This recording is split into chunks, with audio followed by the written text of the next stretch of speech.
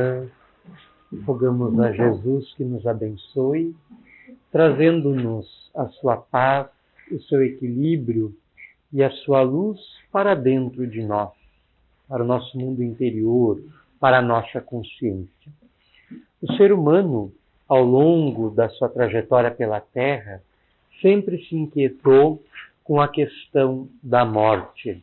Os ancestrais mais recuados do homem, como é o caso do Homo sapiens neanderthalensis, que habitava ao norte da Europa há mais de 100 mil anos, e que é um dos antepassados diretos do Homo sapiens sapiens, que é a espécie a qual nós pertencemos, já demonstrava uma grande preocupação acerca da morte, evidenciada pelos seus sepultamentos. Os seus mortos eram enterrados através de um processo cerimonioso, com todo cuidado, com toda a circunspecção, junto com os pertences que usou durante a vida, os objetos de adorno, de enfeite, as armas que usava para defender-se, para caçar. E isso evidenciava, no entender dos especialistas nessa área, que este ser já demonstrava uma ideia mais ou menos desenvolvida de que a vida não se encerrava com a morte física, com a morte do corpo, mas prosseguia além. O que confirma a tese espírita de que todos nós trazemos em nosso íntimo uma ideia mais ou menos vaga, mais ou menos ampliada acerca da nossa realidade espiritual. Mas nenhum povo preocupou-se mais com a questão da morte do que os egípcios. E as suas pirâmides são o grande monumento que demonstra essa preocupação que eles possuíam com a morte do corpo. Ou melhor, com a vida que se iniciaria após a morte, já que as pirâmides não eram outra coisa senão mausoléus, grandes túmulos. E junto com os seus mortos, que passavam por um processo de mumificação, depositava-se no caixão, no sarcófago, vários rolos de papiros, que convencionou-se chamar de o livro dos mortos, e que chegou até o nosso conhecimento. Neste livro estava presente uma coletânea de hinos, de textos sagrados, de mitos, das crenças religiosas egípcias, do julgamento que aguardaria o morto após o seu retorno à espiritualidade, as fases pelas quais passaria no momento da morte, entre tantas outras informações. E este livro, que é milenário, antecipa em muito o livro dos Espíritos, no conjunto de informações que o mesmo traz acerca da nossa realidade espiritual e da vida real, verdadeira, definitiva, que nos aguarda para além dos umbrais da morte. E os egípcios, mais do que qualquer outro povo, mais do que qualquer outra civilização, haviam solucionado, ao menos os iniciados nos conhecimentos secretos egípcios, os problemas da vida e da morte. Passado mais de 3 milênios, nós, mesmo espíritas, ainda estamos engatinhando no conhecimento do processo da morte, no conhecimento da nossa realidade espiritual, no conhecimento do nosso mundo interior. O que para os egípcios eram problemas já resolvidos, para nós ainda fazem parte das nossas reflexões. E segundo os historiadores, esta civilização é a que mais contribuições trouxe para a humanidade como um todo, fertilizando através das suas ideias, dos seus avanços científicos, tecnológicos, culturais, toda a região do Oriente Próximo e que vai se espalhar pelo resto do planeta, trazendo até hoje o ser humano as marcas daquela civilização. E tal contribuição só foi possível em função desse conjunto de conhecimentos e práticas espirituais que conservavam. Também no Tibete, há milhares de anos, nos seus livros sagrados, estruturou-se também um livro dos mortos, mas tibetano, do Bardo Todol, em que há uma narrativa fantástica acerca do desprendimento da alma do corpo físico por ocasião da morte, passando por diferentes etapas. Todos esses textos antiquíssimos que a história nos lega, que a história registra a sua existência, nos brindam com informações valiosas acerca da nossa realidade transcendente. No século XIX, quando se intensificam as comunicações com o mundo espiritual, porque eram chegados os tempos que a verdade deveria ser acessível a todos e não só aqueles que fossem membros de um grupo restrito, de uma sociedade secreta, e que só assim tinham acesso nos tempos antigos a essas informações, eram chegados os tempos de que a luz deveria ser tirada de sobre o alqueire e depositada sobre a candeia, de modo a iluminar a todos, como profetizava Jesus, porque eram os tempos em que se cumpririam as promessas evangélicas da vinda do Consolador prometido à Terra, do Espírito da Verdade, do Paráclito, que se concretizava na segunda metade do século XIX com o surgimento do Espiritismo. E o nascimento desta obra, o Livro dos Espíritos, que veio a lume na sua primeira edição, no dia 18 de abril de 1857, que marca o início de uma nova era para os seres humanos. Uma era em que a criatura humana se certificaria da sua condição de espírito imortal e se solidificaria a sua certeza de que a vida não termina com a morte, mas segue além, conforme acreditavam e ensinavam os egípcios, os tibetanos e todos os demais povos da antiguidade. O Livro dos Espíritos, um grandioso diálogo entre o mundo invisível, o mundo espiritual e o mundo visível, o mundo material, é uma das mais poderosas evidências que nós temos acerca da nossa realidade espiritual, dada a profundidade do seu conteúdo, dado o alcance moral das suas lições, dos seus ensinos, dado a extensão das informações acerca da nossa realidade espiritual. É a maior síntese existente acerca do nosso ser, do nosso mundo interior, da nossa consciência. Aquele que deseja compreender-se melhor deve necessariamente ler, estudar, meditar, refletir, beber nas águas lustrais das suas páginas. No século XX, na década de 70, notabilizou-se nos Estados Unidos uma médica suíça, mas radicada lá, que passou a fazer um trabalho muito interessante e circunspeccioso sobre a morte. A morte, até hoje, no Ocidente, e até mesmo para nós, espíritas, constitui um tabu. É um assunto difícil de ser delineado, de ser tocado.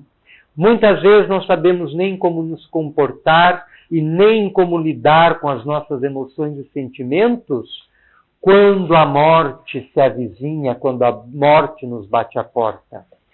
E esta médica, chamada Elisabeth Kübler-Ross, passou a fazer um estudo aprofundado sobre a morte, a partir de pacientes terminais, na sua maioria vítimas de câncer, e que sabiam já, pelos prognósticos, de que não teriam muito tempo na Terra, em função da proliferação da doença pelo corpo, das células cancerígenas serem se espalhadas pelo corpo, de modo a não ter mais nenhum controle ou tratamento eficaz.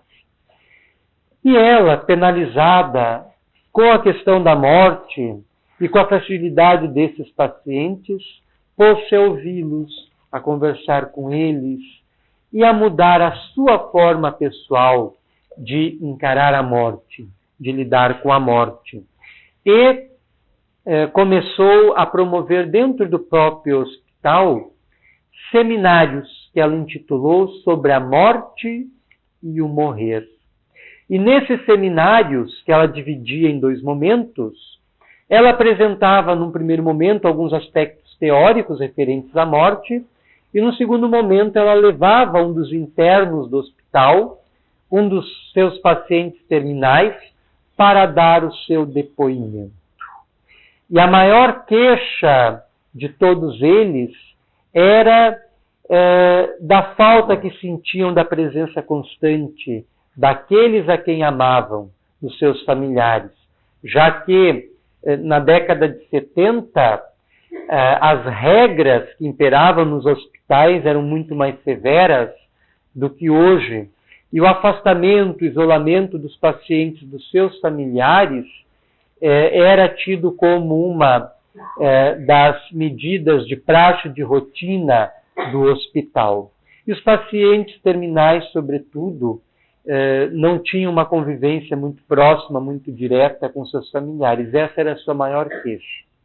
Que o hospital privava deles passarem os últimos momentos da vida com aqueles que eram objeto do seu amor, com aqueles que desejavam estar naquele momento vivenciando seus últimos instantes na Terra. E essa era a queixa constante.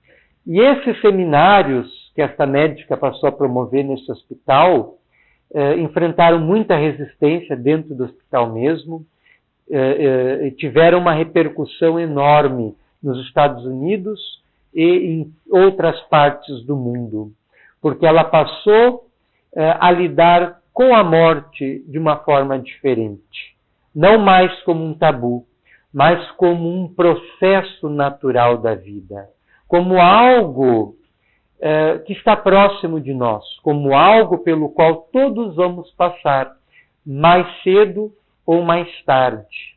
E a lidar com aquela situação com a mesma naturalidade com que se lida com qualquer outra situação, com qualquer outro evento da vida.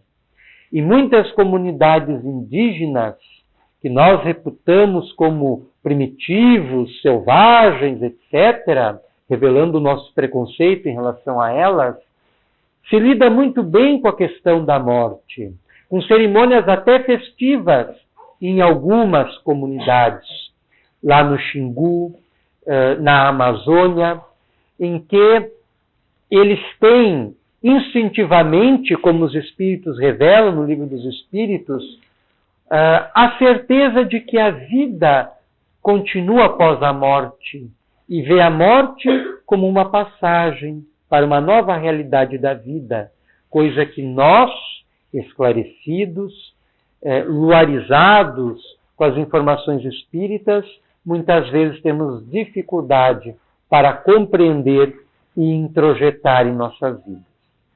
E essa médica, Elisabeth Kübler-Ross, vai, a convite de uma editora norte-americana, escrever um livro sobre essas suas experiências, que ela vai intitular com o mesmo título do seminário, sobre a morte e o morrer, onde a par das inúmeras entrevistas que fizera, das milhares de entrevistas que fizera com pacientes terminais, ela vai constatar que a pessoa, quando enfrenta a experiência da morte, ou quando enfrenta qualquer tipo de perda, passa por 5 estágios, né? Da negação, da dor, da negociação com o problema, até chegar à aceitação e a lidar de uma forma mais natural com aquela situação difícil, dolorosa. E ela expõe isso no livro. Num dos seus seminários, no entanto, ela se surpreende com o relato de uma paciente, isso na década de 70, repetimos.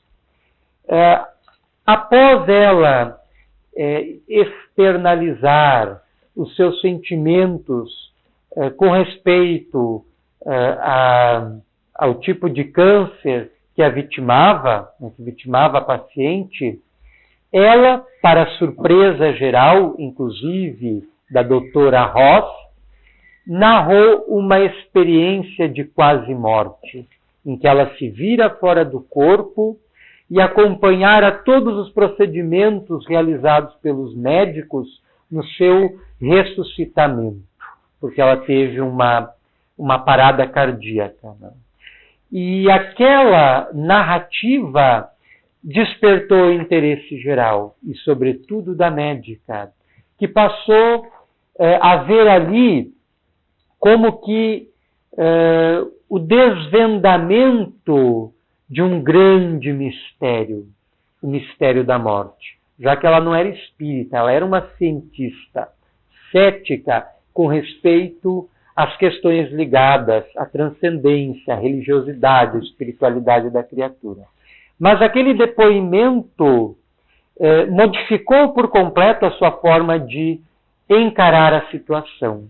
E havia um reverendo que acompanhava nesses seminários e que partilhou do mesmo interesse dela por esse tipo de experiência. E eles passaram a coletar depoimentos, relatos de outros pacientes que passaram por aquela mesma experiência, que hoje são tão conhecidas e chamadas de EQM, experiências de quase morte, e que todas elas possuem pontos em comum. E ambos acumularam mais de 20 mil relatos de casos de EQM, de experiências de quase morte. E a partir desses relatos, ela estabeleceu, a partir da sua observação, 4 fases para a morte, que nós vamos passar a examinar rapidamente. No Livro dos Espíritos, nós temos inúmeros esclarecimentos sobre o processo da desencarnação. O Livro dos Espíritos é dividido em 4 partes. A segunda parte, que é a parte mais densa, mais extensa, e que trata das questões mais relacionadas à espiritualidade, é intitulada do mundo espírita ou do mundo espiritual. E o terceiro capítulo desta parte é intitulado da volta do espírito encarnado à vida espiritual.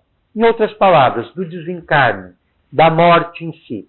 E ali os espíritos esclarecem que todos, né, independentemente da sua religião, da sua condição intelectual, da sua moralidade, etc., passam por um processo de perturbação, né? Durante o desligamento do espírito do corpo físico, o espírito passa por uma fase de desequilíbrio, de perturbação geral, onde muitas vezes perde a consciência do que está acontecendo, para despertar horas mais tarde, como se fosse efetuado uma operação. E ali há uma questão muito interessante, na qual o codificador da doutrina espírita, Allan Kardec, propõe uma metáfora para a morte, da lagarta, do casulo e da borboleta, que é a questão 158 do Livro dos Espíritos. E os espíritos consideram uma imagem boa para caracterizar o processo da morte. Assim como a lagarta se encasula para dar origem à borboleta, o ser humano passa pelo processo da morte para despertar, qual a borboleta, na espiritualidade. Mas é um processo natural, é uma fase natural. E essa metáfora da lagarta, do casulo e da borboleta para a morte é muito empregada pela doutora Ross na descrição do processo da morte, que ela apresenta como sendo a fase final do nosso crescimento evolutivo. Então, a morte, segundo a sua concepção, é o momento mais importante da nossa experiência planetária, porque é o momento que nós a concluímos. Então, é a fase final do nosso crescimento nessa vida terrena, a fim de abandonarmos o corpo, qual as borboletas abandonam o casulo, para uma realidade maior, mais ampla. A lagarta está presa ao solo, rastejando. A borboleta tem para si uma imensidão inabordável. Então, da mesma forma para nós. É claro que essa perturbação que nós experimentamos no momento da morte, ela vai variar de pessoa para pessoa. E interfere, aí sim, o conhecimento que ela tem da realidade espiritual e, principalmente, a sua conduta durante a vida. Se ela se pautou por bons princípios, por uma conduta irreprochável, se ela esteve na senda reta, isto sim pesará na diminuição da sua perturbação no momento da morte e no seu mais fácil despertar na espiritualidade. Então, não é o fato de nós sermos espíritas que nos garantirá facilidade no nosso desprendimento do corpo físico no momento da morte, mas sim a nossa conduta interna e externa. Os princípios que nós seguimos, se os aplicamos em nossa vida, em nossas relações com as demais pessoas, aí sim farão diferença para nós. Nós não podemos ser espíritas apenas no nome, já que hoje está na moda se dizer espírita, né? Está na mídia, muitos artistas têm se apresentado aos quatro ventos como sendo espíritas, porque é algo que está na moda. Há 30 anos isso era tabu, era preconceito, era vergonhoso dizer-se espírita. Eu imagino aqui na cidade de Dois Irmãos, que é uma cidade menor, o preconceito que os pioneiros do movimento espírita aqui na cidade não devem ter enfrentado e ainda não devem enfrentar, porque as pessoas semelhantes a cavalos, né, que usam aquela viseira, não conseguem enxergar além da sua formação cultural, além da educação que receberam, estão fixadas ali, estão fechadas na sua formação cultural e educacional e não conseguem se abrir para experiências novas, para ideias novas, e isso em pleno século XXI. Então, a doutora Ross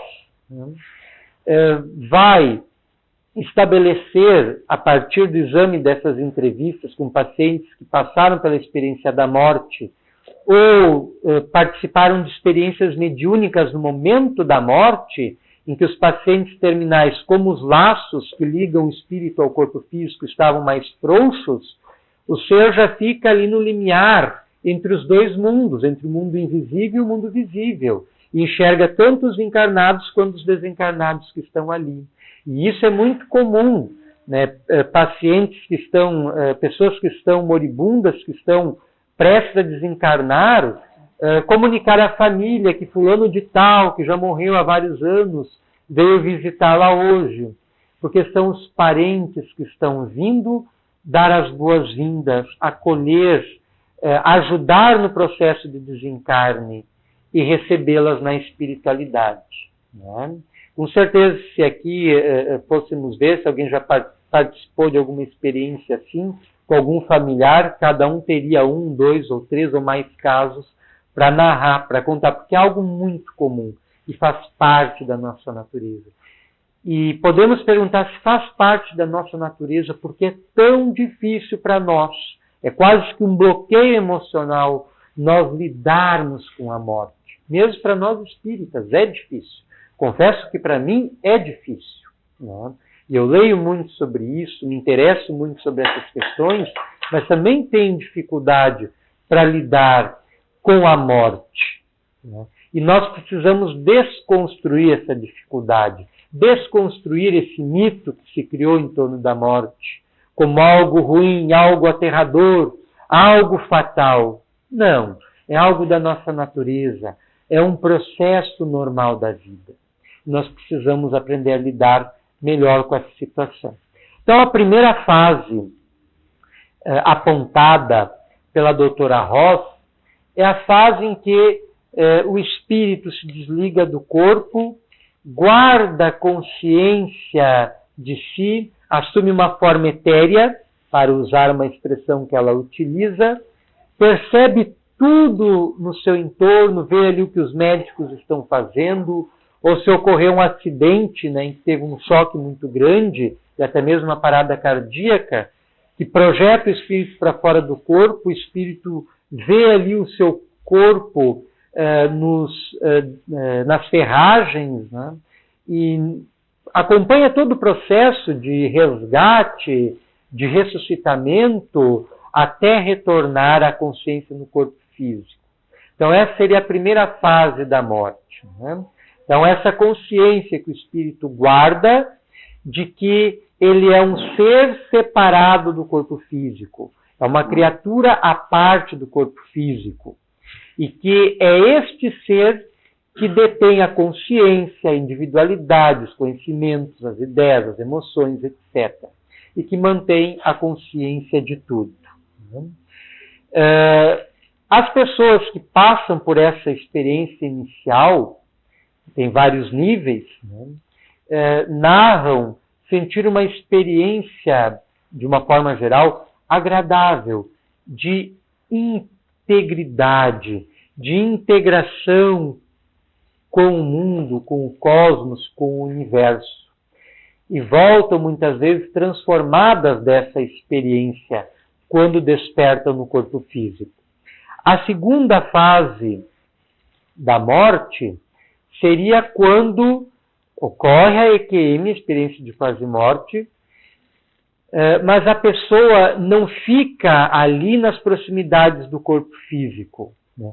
Se dá conta dos seus poderes espirituais, passa a se preocupar com a família. Meu Deus, o que será que está acontecendo com a minha família? Qual a reação da minha família ante essa situação? E com a rapidez do pensamento, pelo simples fato de terem feito uma associação com a família, logo se vê entre os seus familiares. E isso é algo surpreendente para a pessoa que passa por essa experiência. Né? Então vê ali os familiares, partilha das angústias deles, da preocupação em relação à situação do espírito que está nesse processo de quase morte, lembrando que é uma expressão adequada a essa experiência de quase morte. Não se deu a morte ainda, porque segundo os espíritos, quando os laços fluídicos que ligam o espírito ao corpo se rompem, eles não podem mais ser reatados. No Eclesiastes, um dos livros do Antigo Testamento, há uma referência a um cordão de prata, o cordão prateado, que é esse laço fluídico que conecta o nosso espírito ao corpo físico. E enquanto este laço, né, está conectado aos nossos centros de força, aos nossos centros espirituais, que os hindus chamam de chakras, que são rodas de energia, e que são pontos de ligação do espírito com a matéria. Enquanto esses laços mantêm-se conectados, não ocorre a morte. A morte só ocorre quando eles estão rotos, estão rompidos, né? Eles foram quebrados, né? Ou completamente desligados, né? Então os espíritos se veem ali juntos dos seus familiares e partilham bons momentos, porque se dão conta de que a morte não existe, né? Que a maior realidade que já vivenciaram é aquela ali, a sua realidade espiritual. E em muitas ocasiões se veem cercado por seres de luz, os seus guias espirituais, seus protetores, os seus anjos da guarda, que os levam de um lado para o outro, que os amparam neste momento. E isso muitas vezes é rápido, é questão de segundos, às vezes de minutos, mas nós temos que ter presente que o tempo, como ocorre na espiritualidade, o tempo, como ocorre para o espírito, é diferente do tempo como ocorre para nós no corpo físico, né? Albert Einstein, maior gênio do século XX, asseverou-se da seguinte forma quanto a essa questão: tempo e espaço não são condições nas quais nós vivemos, são condições nas quais nós pensamos. Então, mais uma vez, né, os nossos bloqueios mentais, os nossos bloqueios culturais, os nossos preconceitos como limitadores da nossa realidade maior.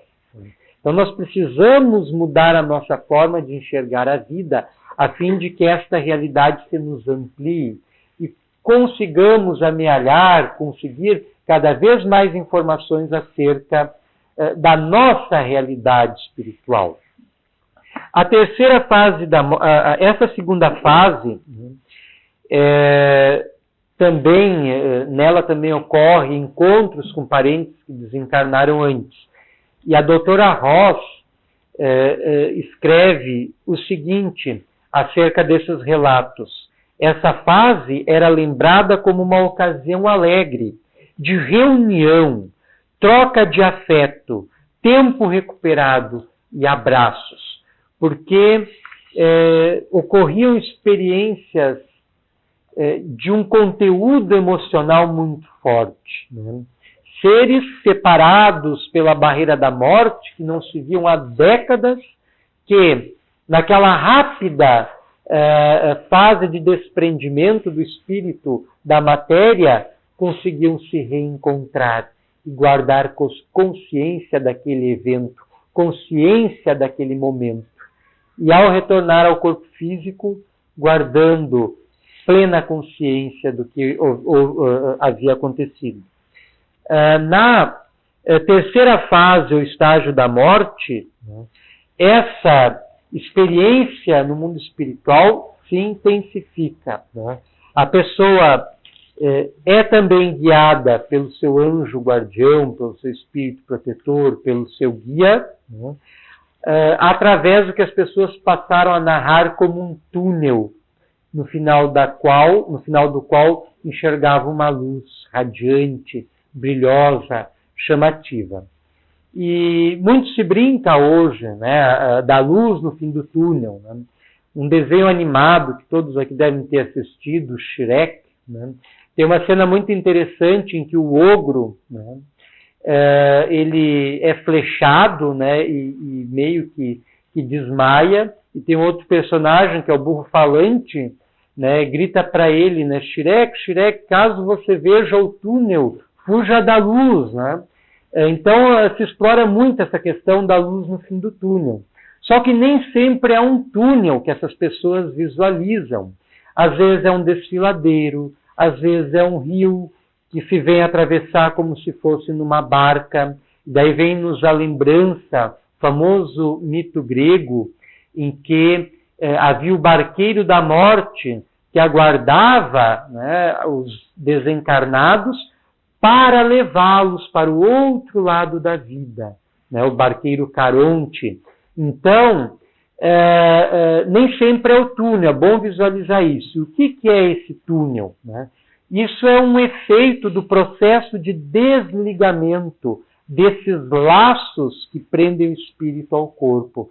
Muitas pessoas que são projetores da consciência, viajantes astrais ou médiuns que têm a faculdade de se desdobrar conscientemente, guardando a consciência de tudo que está acontecendo, às vezes também passam por essa experiência do túnel, mas nem sempre é o túnel. Tá? É só uma impressão que se tem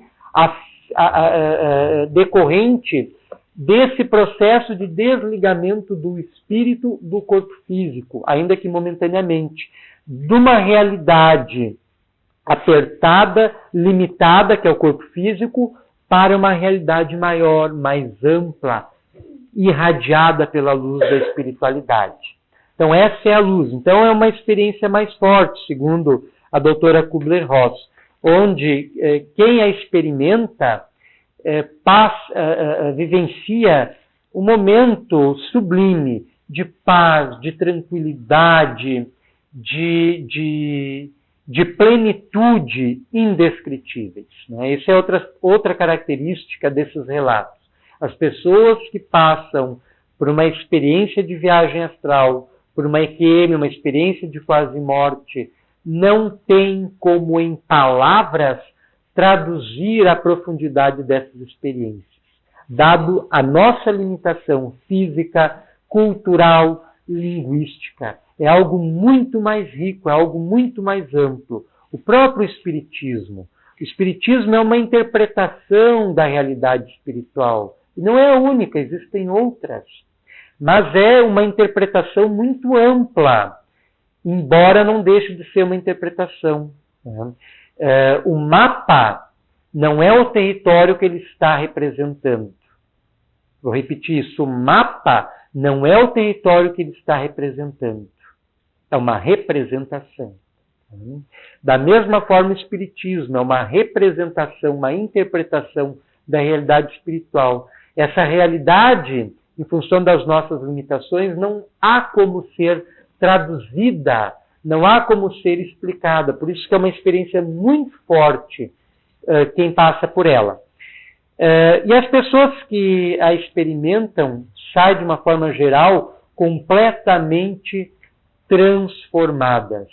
Muitos regressam da SEQM com uma nova perspectiva da vida, se eram muito materialistas, preocupadas com os bens terrenos, passam a visualizar o que de fato é importante para elas, o tempo presente, o tempo que corre, os afetos, os amores, as pessoas que são significativas na vida, e passa a dar menos importância para os bens amoedados, para os bens acumulados, porque aprende a ter a legítima dimensão das coisas. E a doutora Elizabeth Kubler-Ross, acerca dessa luz, afirma o seguinte: que para esses pacientes ver a luz ensinara-lhes que só há uma explicação para o significado da vida: o amor. E essas experiências as colocam diretamente em contato com uma experiência de amor incondicional, que também não tem como ser definido, externalizado em palavras. Né? E que essas experiências de quase morte vêm a ensinar a valorização da vida, principalmente como uma experiência de aprendizagem, na qual o amor deve ser a chave mestra, deve ser a nossa principal preocupação. E muitas pessoas que passam por essa experiência vêm acompanhadas em seguida de intuições espirituais, de faculdades espirituais, de dons mediúnicos, se tornam mais intuitivas, até mesmo proféticas em alguns casos, vêm dotadas de um conhecimento maior que não tinham antes, se tornam ávidas leitores de relatos, livros, revistas sobre essas temáticas voltadas para a religião, para a espiritualidade. E a quarta fase da morte, para Elizabeth Kubler-Ross, seria uma experiência espiritual muito intensa, em que os espíritos desligados do corpo físico se veem integrados nessa luz junto dos seus mentores espirituais e também não conseguem descrever a situação em função da sua sublimidade. E nesses momentos os seus guias aproveitam, porque eles sabem que aquilo ali é uma experiência breve, que não é a desencarnação. Vão voltar para o corpo físico. Então os guias se aproveitam para fazer com que a pessoa visualize retrospectivamente todos os episódios da sua vida. E às vezes até de vidas anteriores que tenham ligação com esta vida que a pessoa está experienciando. E ali ela vê onde ela errou, onde ela acertou, o que ela poderia ter feito e não fez, o que ela fez e não deveria ter feito. E essa visualização tem todo um objetivo por trás, que é de fazer com que, ao retornar ao corpo físico, dê um novo rumo para a sua existência, dê uma nova direção para a sua vida. E nessa experiência, né, de integração profunda com a espiritualidade, os seres se dão conta da sua liberdade, da sua capacidade de escolha e da responsabilidade que acompanha o livre-arbítrio. E ao retornar ao corpo físico, voltam de fato transformadas, penetradas que estão por essa luz espiritual, que faz com que mudem as suas vidas, pautando-a por princípios mais elevados. A metáfora da montanha também é muito oportuna. Quem está sobre a montanha enxerga muito mais longe, de forma mais ampla, do que quem está no pé da montanha. Quem está aqui na subida da serra tem uma impressão das coisas diferente de quem está lá em cima da serra.